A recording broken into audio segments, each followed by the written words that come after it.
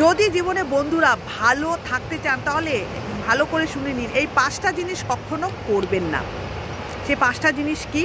এই 5টা জিনিস থেকে নিজের মনকে যদি মুক্ত রাখতে পারেন তাহলে আপনি সবসময় ভালো থাকবেন।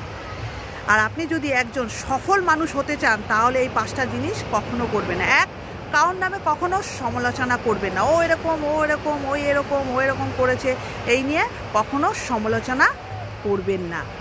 কখনো কারোর সাথে নিজেকে তুলনা করবে না। ও এত ভালো, ও এত সুন্দর দেখতে, ওর ফিগার এত ভালো, ও জীবনে এত উন্নতি করছে, ওর এত ভালো হচ্ছে, এই যে নানা রকম যে তুলনা, এই তুলনা কখনো করবেন না।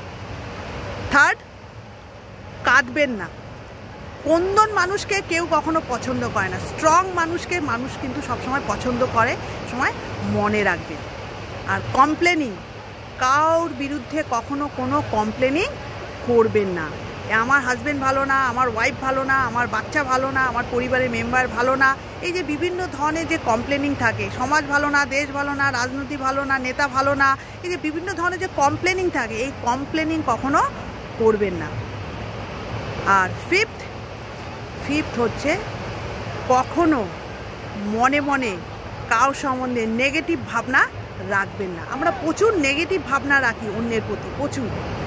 এই নেগেটিভ ভাবনাই কিন্তু আপনার মনকে বারবার আঘাত করছে। আর যতবার আপনি নিজেকে নিজে আঘাত করছে ততবারই কিন্তু আপনার শরীরেও আঘাত হচ্ছে। আর মন আর শরীরে আঘাত হওয়ার করার জন্য কিন্তু আপনার সমস্ত হেলথ ওয়ে, রিলেশনশিপ, ক্যারিয়ার সব কিছুর মধ্যে ব্লকেজেস আসছে।